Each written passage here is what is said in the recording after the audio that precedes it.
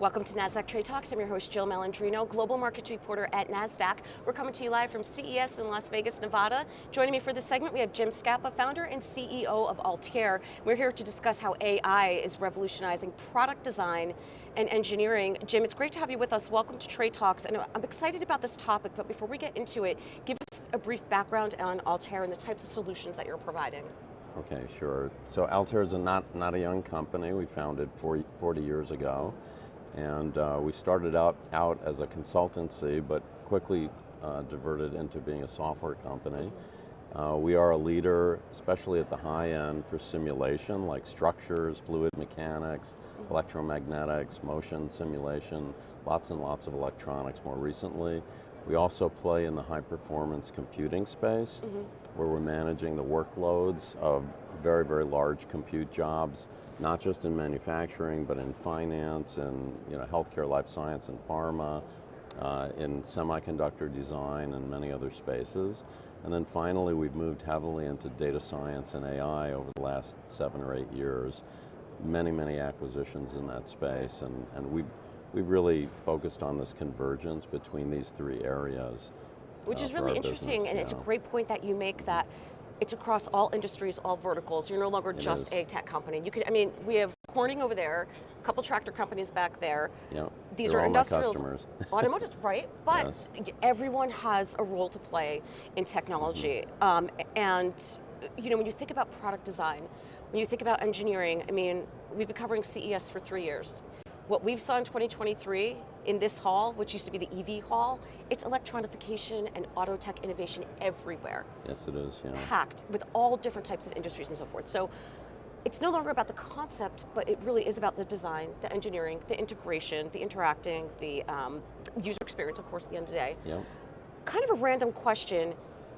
Do you take, or do auto companies take into account people on the ground, such as mechanics, and how they're working and evolving, or what their input is in terms of design and engineering? Because, as an example, an automotive mechanic who has electrical expertise, that's a lot of voltage that you're working with. How does that process work?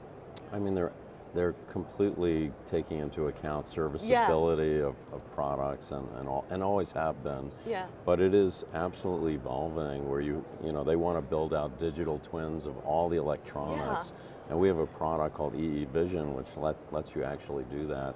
So the entire system, electronic system in the vehicle, or actually in it's also in rockets, like at Jet Propulsion Labs, can be essentially modeled, and then you can double click down to see every aspect of the electronics and run simulations on those things. Yeah. So absolutely, we take it for granted, right? I lease a car every 3 years, and you always see the the new iterations of all the cool buttons and stuff, and how it's integrated with your phone and all that. I don't even know what the right vocabulary is for that, but to think about the design, the engineering, the operational skill set that goes into it, we take it for granted every day, and it's just fascinating. Sure. Or another way to put, how do you decide what the trend's going to be in the next 5 to 10 years, or how do you allocate your focus? For me, I moved towards data science and AI because we got into high performance computing. I was attending basically supercomputing conferences every couple of years, and over time it moved from simulation to AI in those conferences, the dominant area. And I could really see that AI was going to really combine, and in fact that's what we do. So we have a technology called Physics AI. You run a number of simulations, you run it through the AI technology. We have what's called geometric deep learning, and now the next simulation that you want to run, you just run the AI instantly, and it gives you very, very accurate results. Now some people think, well, you're going to just have AI, you don't need simulation anymore. And that's, maybe one day that's true when you have enough simulations, and I'm talking about the vastness of the internet, as you see in large language models. At some point, yes, but today, we're nowhere near that. But what we can do is run a relatively small series of simulations that are near to what you're actually working on, to the digital model that you're working on, and get very, very accurate models that can now use AI basically to predict, what those simulation results are. So that's one of the hottest things that's going on, by the way, in the engineering world, because you can design very rapidly with these models that you've created. You can create them for many, many different areas within the design or within that world. Yeah. So designers can actually have instantaneous feedback on what if I change this, what if I do this, and it's a super exciting aspect. It really is. What about redundancies? Like saying, one particular technology is the be all and end all, or, as you're leveraging more predictive technologies and different types of sciences to get to more accurate result. Are redundancies still part of that equation, or?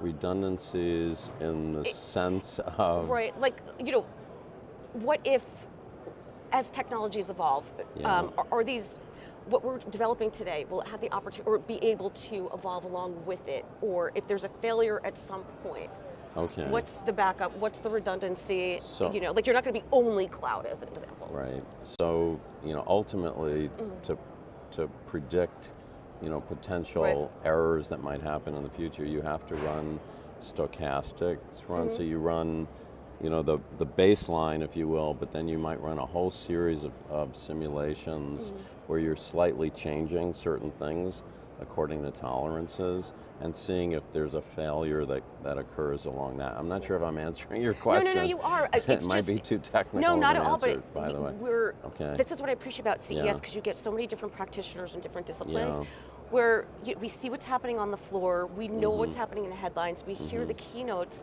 but I'm always fascinated to understand what happens behind the curtain. And these, the people that I've put in the academic research and their expertise, how these things are done. I mean, we just take it for granted day to day. Who comes up with this, right? Well, I think partially I do, but I mean, I think the hottest trend that I'm seeing, by the way, our customers are not just manufacturers anymore, so it is pharma, it is semiconductor design, it is financial. We have thousands of banks and financial services customers. So the AI part of my business has just exploded into all these different, and also the HPC part. But when it comes to the engineering, I mean, I think it's clearly converging, as I said earlier, and I think it's really exciting. The most exciting sort of broad-based technology that I'm seeing really coming, we've been calling it the AI fabric, but essentially it's the ability to connect all these disparate databases in an enterprise, and it can be a manufacturing enterprise, but it can be a pharma enterprise, and we have many customers in that. And we're connecting those databases with a semantic layer over top, so there's a knowledge layer over top. And now you can use Gen AI, you can do any kind of query that you want, and it draws information from all these before siloed databases in the enterprise. And once you have that, you have the ability to not only search for data or do an analysis, because it's really an analytical kind of tool. Should I make a part in this factory that does this thing for this customer? Those kinds of decisions which require information from your engineering systems, from your ERP system, from financial systems even, is really becoming more possible. And now you have the ability to have these bots, if you will, that are going to automate a lot of decisions in an enterprise that are coming. So, I mean, there's huge transformation happening. I don't know how fast it'll happen, but there's just huge transformation happening on the design side, but even on the operational side. So this convergence around engineering, high performance computing, very relevant, and AI is the most important thing happening in our society right now. But when you think about it too from an operational perspective, when you're thinking about how am I going to allocate resources, whether it's for this company or for what we're doing on an enterprise level, how the board is thinking about decisions driving the company forward, rather than having to get, let's call it more arbitrary feedback from different silos, you're able to get more of a bird's eye view and have data to get a better quantitative decision, or more of an analysis and research behind the decisions that you're making. And I would imagine what you hear from enterprise leaders is they're looking for that so they can make better They're all looking decisions. at how to apply it. Right. How do we actually, they're all thinking, okay, this technology is coming, but how can it, first of all, save me money? Can I reduce my headcounts? Do I need fewer marketing people? Sorry, marketing people. Do I need fewer marketing people? Do I need fewer developers? Do I need fewer engineers? Do I need fewer business people, salespeople even? So that's a big thing. They're all trying to figure out how do we get more efficiency, and then how do we make smarter decisions as well. And they're all sort of in this process right now of how do we transform organizationally, because there's a whole cultural aspect as well. There's a lot of fear that goes on, but also how do we bring this technology in? Do you go all in? You know, even within my own enterprise, I have people in my own enterprise that are saying you should fire a whole bunch of people and you know, and basically just use Gen AI to do everything. And I think we're really right at the beginning of this very messy transformation. The technology is clearly becoming capable, and so I think over the next 10 years there will be a very dramatic change. Maybe not as dramatic as the guy who wants me to fire everybody. Right, right. But it is a very important moment for companies to really make that commitment. Some companies are sticking their toe in over here, over here. Oh, I built an AI team over here of 50 people.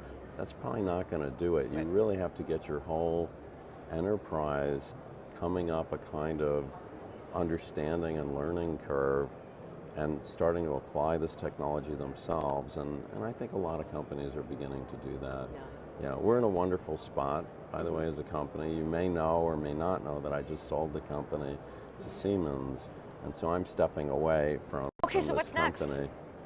I have a lot of ideas, actually. Amazing. So there's a lot of interesting things I see. So that's fun. I wonder if you do some research. I'd be curious to see that. Appreciate the insight, Jim. Thanks for joining us on Trade Talks. Thank you. And thanks for joining me from CES. I'm Jill Malandrino.